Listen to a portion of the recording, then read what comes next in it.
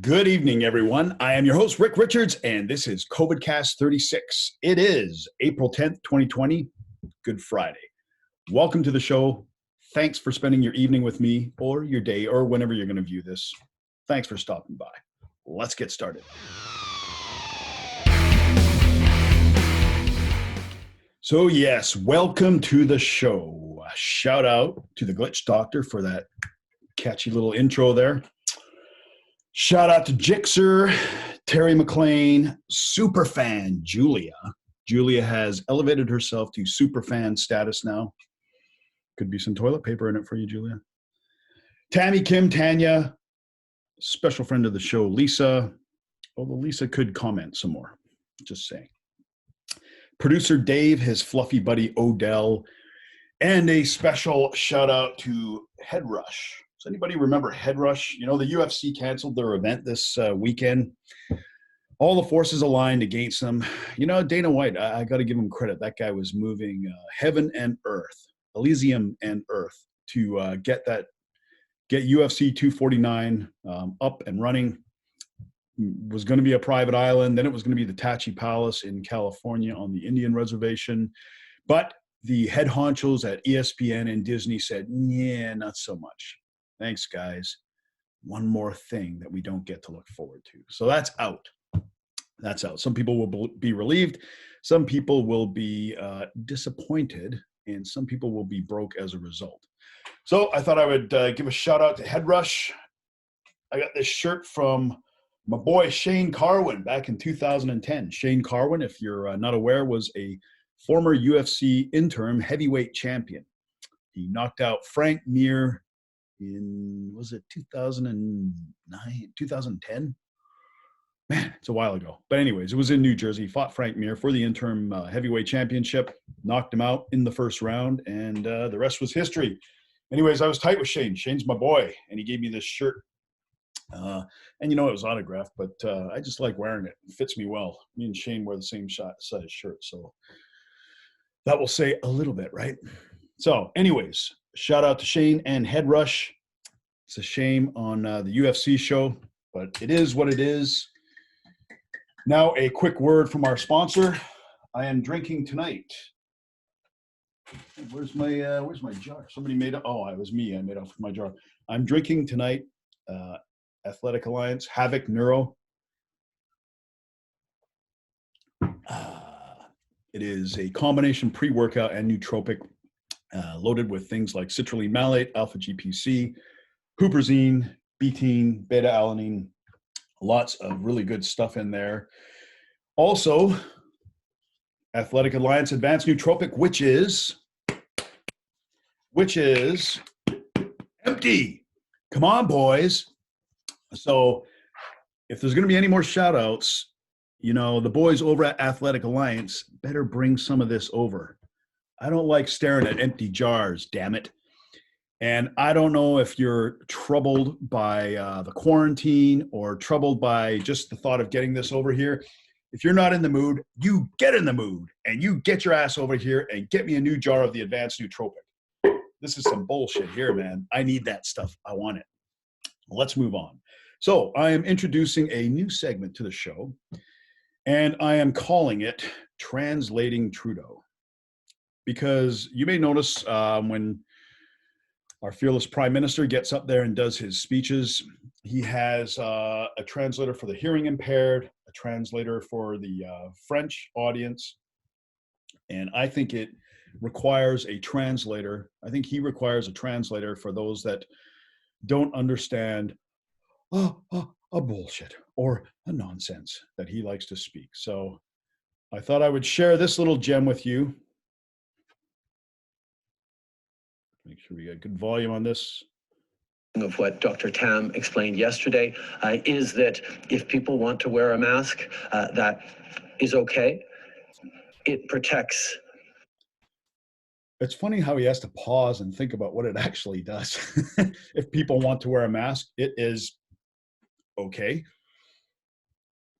Others more than it protects you, because it prevents you from breathing or speaking moistly on them. Oh, what a terrible image. Yes, what a terrible image. Speaking moistly. In other words, spitting on people. So, you know what? I mean, I will side with Trudeau on this. If you're one of those people that likes to speak moistly, in other words, if you spit on people, please just keep wearing the mask, okay? Forget about when the coronavirus has peaked, the curve has flattened, or any of that stuff. You keep your mask on and stop spitting on the rest of us. Give us the news, not the weather. Okay, I stopped in my tracks, almost spit out my tea because I could see it in his face. I'm like, oh, I've been there when you're trying to find the word. And then Oh, good old Trudeau. He is the gift that keeps on giving. The guy that gave us people kind has now given us speaking moistly. Oh, I love it. I love it, man. I mean, he is definitely good for quotes, right? If you put that guy in front of a microphone often enough, he is going to drop a gem sooner or later. It's just a matter of time. And we'll have this one for a few months. Speaking moistly. And check out my Iron Maiden versus Metallica video. You will see Justin's anthem has been put to music. The Speaking Moistly COVID anthem is on there. Enjoy that. Check it out. It's a pretty good one. So let's get to some, oh, I almost forgot. Before we get to the updates, a reminder, I am giving out a 12-pack of 2-ply Cottonelle. I will be giving this out Easter Monday. So once Easter is in the books, look for this this bundle of toilet paper to come flying to a viewer near you. A viewer near you. And I will say that this show is rapidly becoming certainly the most popular show in South Surrey and possibly other parts of BC. You can see this is our Facebook page. We now have a Facebook page called The Rick Richards Show. And within a week, we're already up to 603 people. That's not bad for a week. There you can see the Iron Maiden video was very popular.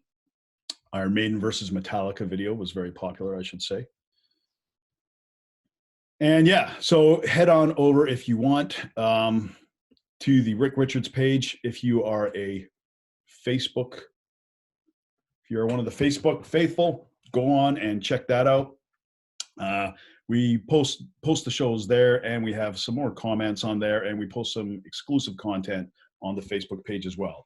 The hottest show coming out of Surrey in forever, really. Other than maybe Cops. I think Cops started in Surrey, and that was a pretty popular show for the time. All right, let's get on. So let's get to our updates. Where are we with this dreadful situation with the coronavirus? Let's take a look. All right, so globally, we have 1,687,857 confirmed cases, 102,198 deaths, 375,000 recovered. And I would say we are starting to see positive signs. Now, you wouldn't know it because of the medical experts and the politicians seem to be on a very different page, but I think it is very clear that the worst, we're either right at the very peak now, or we are going down the other side, or at the very least flattening the curve, as they like to say. So the US, there was 1,700 fatalities last night. France, 987. Those two have kind of moved ahead as the places with the largest problem right now. The UK, 980 deaths, still kind of in the thick of it there. Italy, way down. See, Italy, the deaths have fallen almost in half from their peak. I mean, it's still obviously bad that 500 people are dying. 523 in Spain as well. Interesting to note, I believe, and I will check this out, but I believe deaths from pneumonia are way down this year. So we may have some classification issues. The Netherlands, they seem to have gotten on top of their problem pretty quickly here. Pretty quick. And it looks like it's things are trending down there. Things are trending down in Germany as well. Just about everywhere, really. I mean, Canada, we're at 22,000 cases now. We'll take a deeper look. Total tests. So the USA, 2.5 million. And our boy Justin Trudeau, yesterday, on yesterday's press conference, if you remember hearing it, he had said that Canada had tested even more people than the United States, despite the fact that the United States had 10 times the population. I thought, is that true? Is he sure about that? And if we look under here, total tests, the US is at 2.5 million, whereas Canada is at 370,000. So I'm not quite sure. And the disappointing thing in Canada is the media never follows up. Anytime he says something controversial, unless it's about, I don't know, a program, some specific program, right? Anytime he says anything controversial, they never follow up on it and they never challenge him, especially the CBC. The CBC should really consider themselves more or less just a propaganda arm of the government. Well, and I guess that's essentially what they are, but I mean, at least pretend to be somewhat biased. Russia's done a very good job. Russia's tested over 1 million people. It's pretty high. So let's zero in on Canada. 22,000 cases. British Columbia, 50 deaths. I think that's where it was yesterday.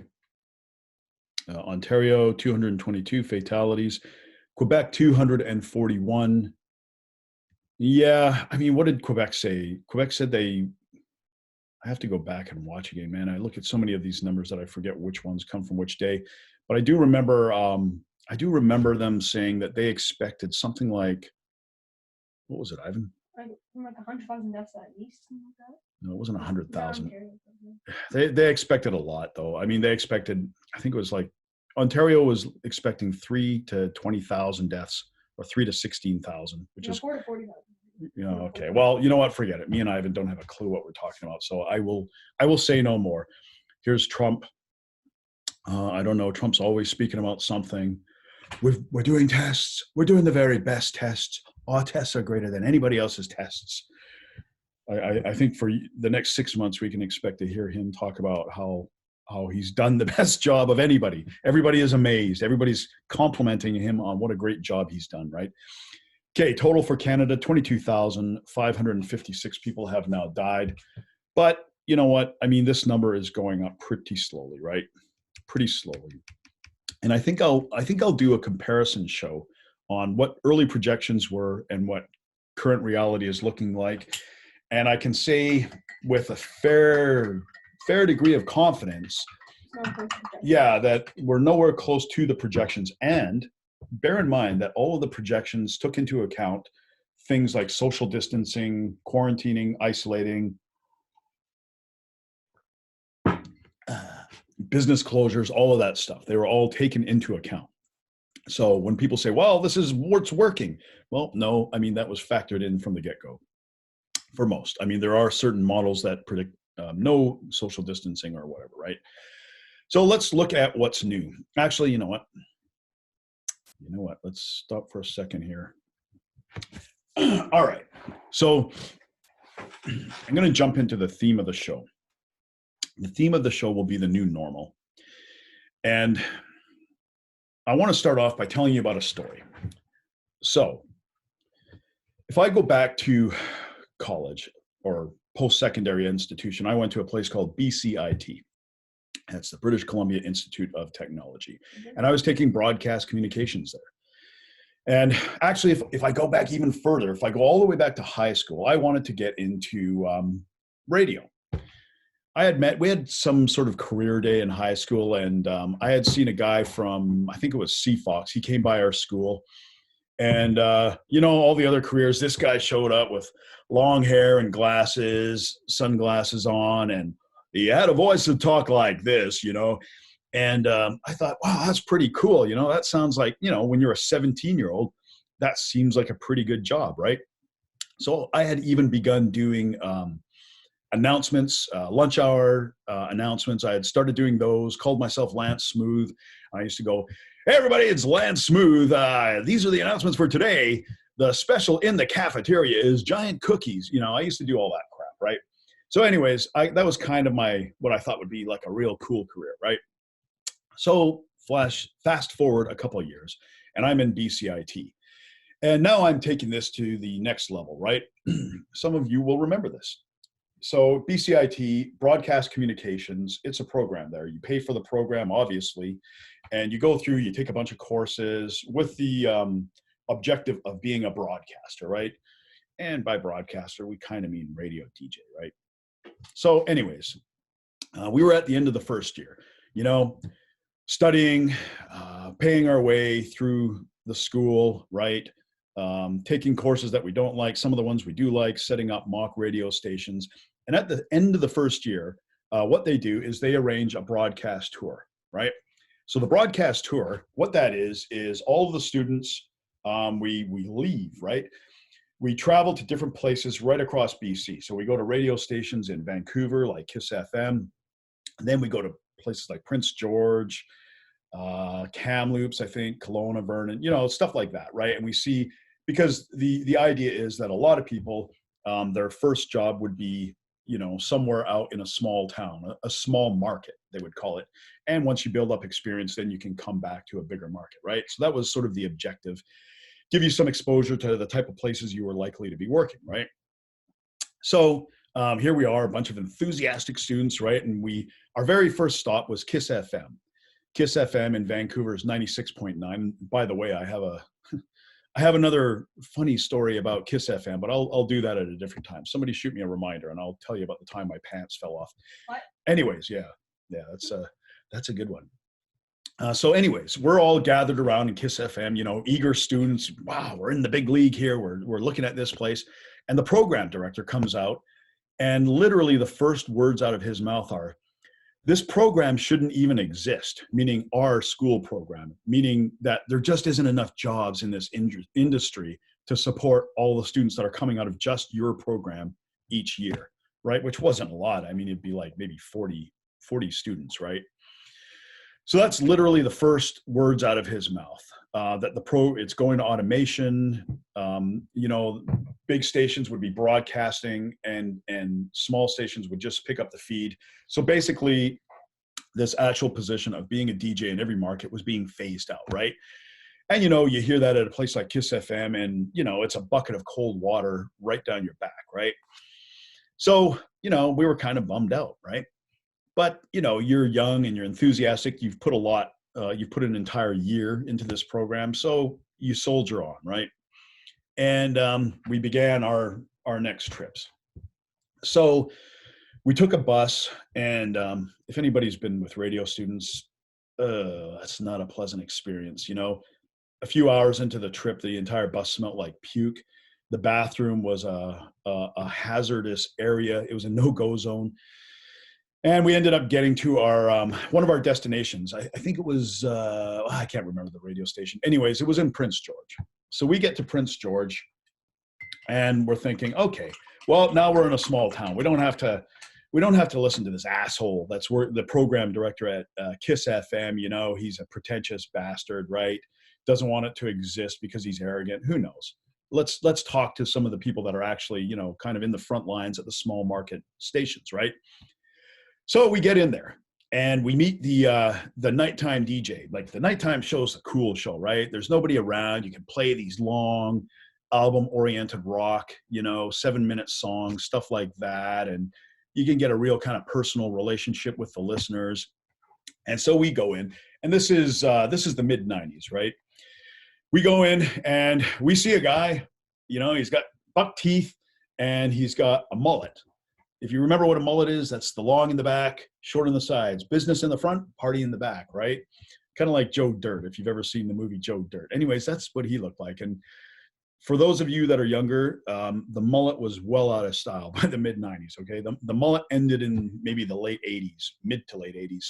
This guy had a mullet, and he had a buttoned-up shirt, but with tucked into blue jeans, and he had high-top running shoes on, and he's sitting back, and he's going, "Yeah, so I'm working here at nights, and I'm doing the morning shift at 7-Eleven, and I do here at nights, and it's working out okay for me." And we're like, oh, so you're working here and you still need a part-time job at 7-Eleven? Ugh, boy, that was kind of another bucket of cold water. And this broadcast tour sort of continued, and it was one series of sobering, eye-opening visits after another, right? One of the stations we went into, the guy goes, yeah, radio's a great gig. Well, you spend 8-10 years. I've been in this 8-10 years. You spend 8 to 10 years, and then pretty soon you're making $2,000 a month. Yeah. And I thought, oh no, oh no. I was making more than $2,000 a month at my dead end job. I was an MC for a nightclub, but that's another story. That's another story I'll get into. A more exciting one, but it's a little X-rated. So anyways, so by this point, the message is hitting home, right? The message is hitting home that, you know what? Reality is banging on your door. And when reality bangs on your door, you can ignore it. You can pretend it's not there. You can run away from it, or you can simply acknowledge it and accept it and deal with it. And always being a more or less pragmatic person, I probably had about a week of denial where I thought, well, yeah, he's making $2,000 a month because he's an idiot. I'll make more than that. But you know what? As a few days settled on me and I began to think about this a little bit more, reality settled in, and I said, I've put myself in a bit of a difficult situation here. I've been investing time and money into something that very clearly appears to be a dead end. So what can you do in that situation? You can either say, well, I'm going to keep going, right? It's too late. I've already gone this far. May as well keep going and see it through. And you know what? I mean, the odds are there that somebody will buck this trend. I mean, I think I know one or two people from my graduating class that actually did do well and got into radio, right? But that's one or two people, and then there's about 38 that didn't, right? So anyways, I said, okay, you know what? If you're digging a hole, the best thing to do is to stop digging, first of all, right? If you're digging yourself into a hole, first thing you do is stop digging. And so to wrap this up, I eventually, within a few weeks, I said, yeah, I'm transferring out of this program. And I went into business and marketing, and I obviously don't regret that decision, and the rest is history. But what is the point? What is the point of this enlightening, entertaining, amusing little story? Well, the point is our reality has now changed, right? Globally, nationally, locally, the reality has changed for all of us.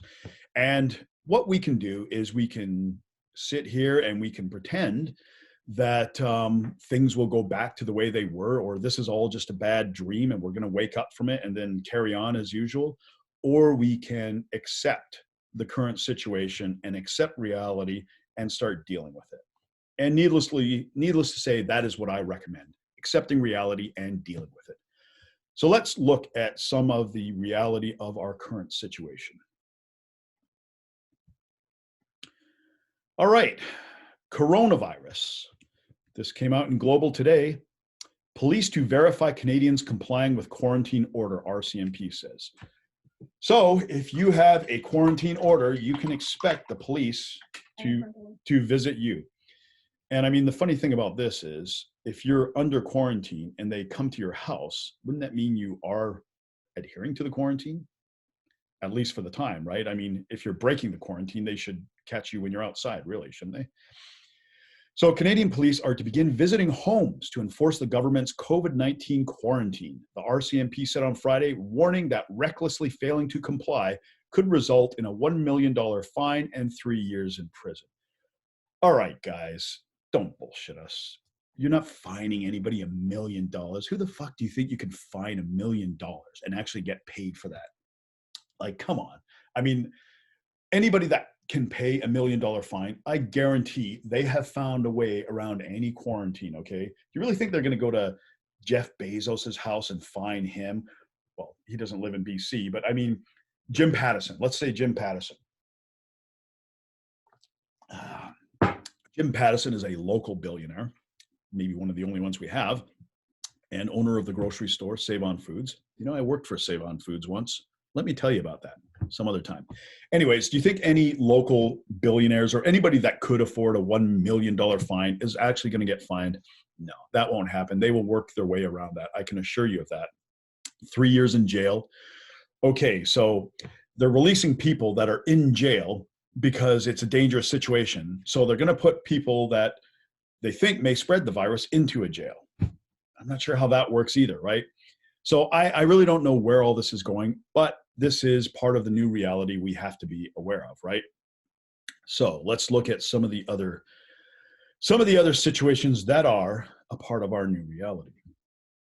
So this is a scene in New York, Bedford-Stuyvesant, which is in Brooklyn. We will have our lovely guest Angela on to speak about this.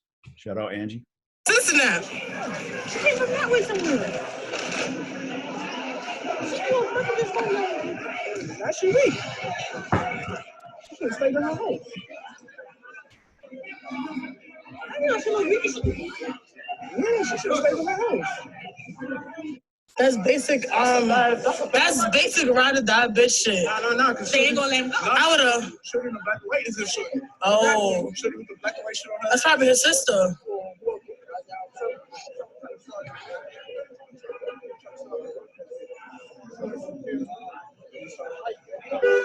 All right. So the long and short of this is people are now fighting. A guy was struck by a bat. What?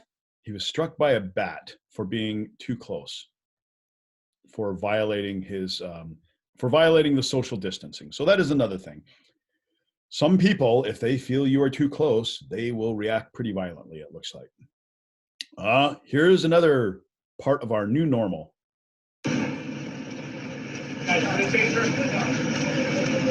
So just so you know what's happening here, a gentleman was on a train, a subway, without covering his mouth. 7 police officers pull a man off a Philadelphia bus because he wasn't wearing a face mask.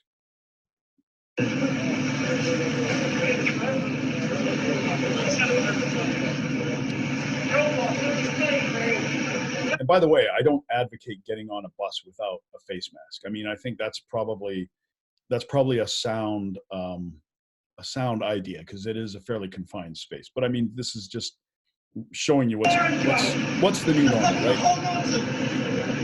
Yo, you can feel it, man. Look what the fuck y'all calling me, dumbass. Get the fuck off. Get the fuck off my fucking leg. Wait.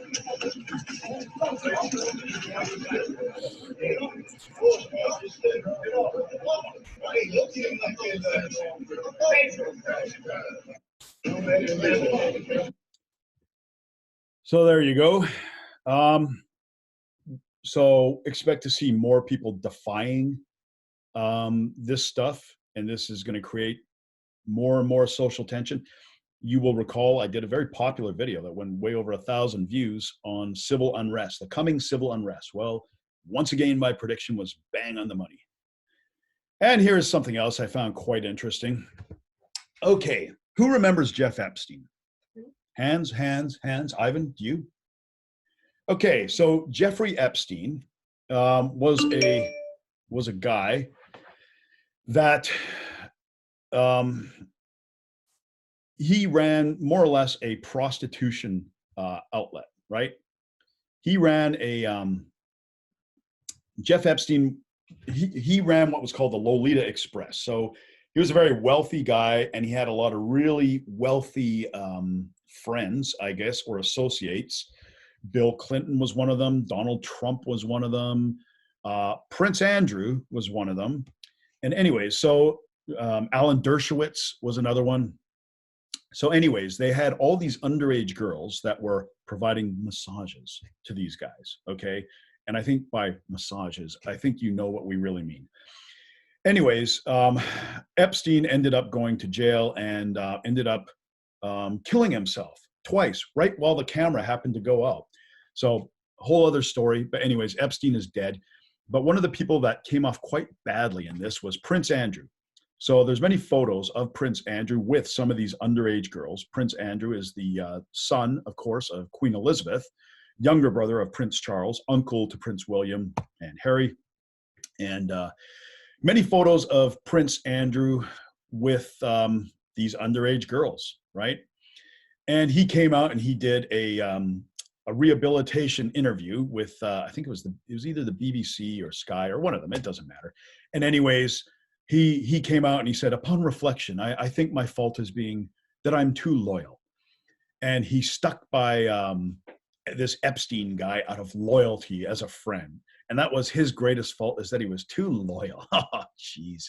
What a nice guy, right? Too loyal. Oh, you suffer for your loyalty, Prince Andrew. So anyways, Prince Andrew and his team have decided, hey, this virus is a great chance to show people that I'm not a pedophile or a pervert. I'm going to do something. So Prince Andrew is seen in public for the first time in 3 months. A royal expert has slammed Prince Andrew for exploiting coronavirus to creep is a good word, back into the spotlight after he surfaced publicly for the first time in nearly 3 months.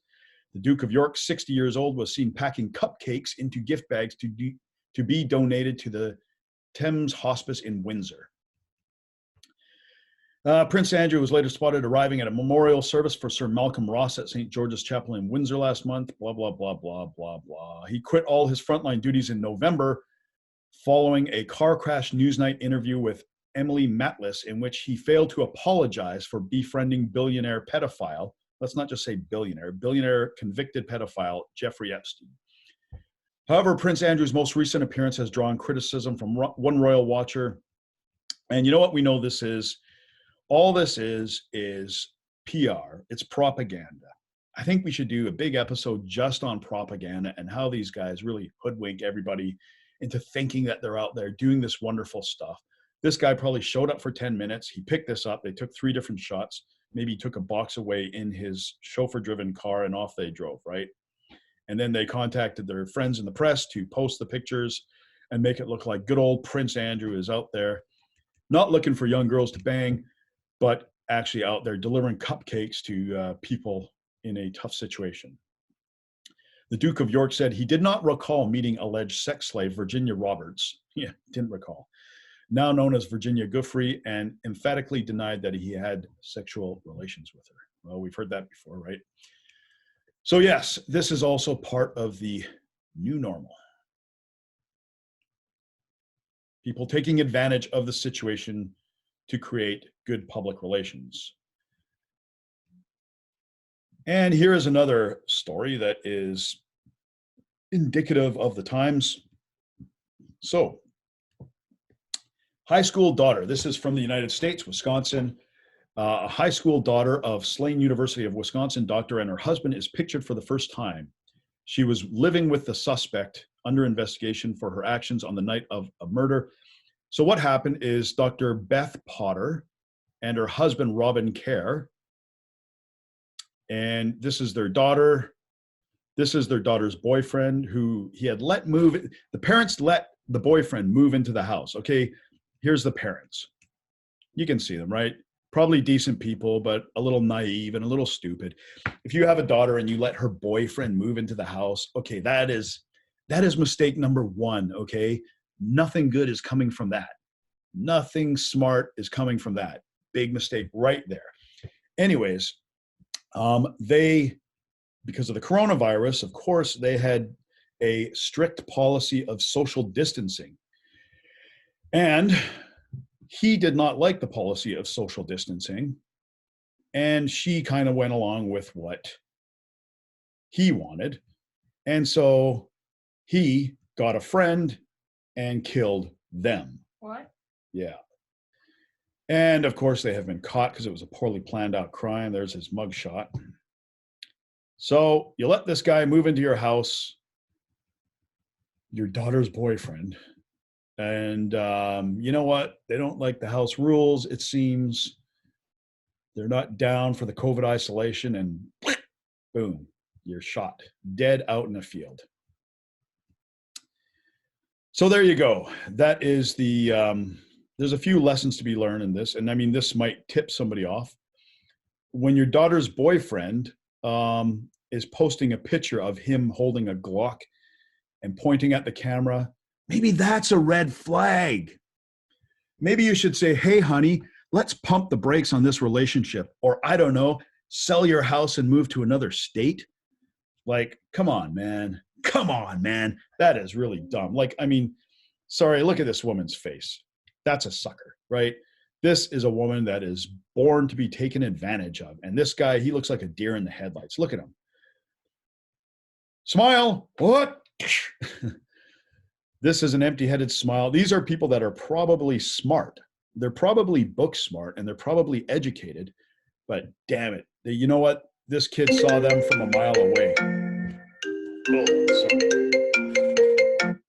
How does my wife always call me when I'm right in the middle of something?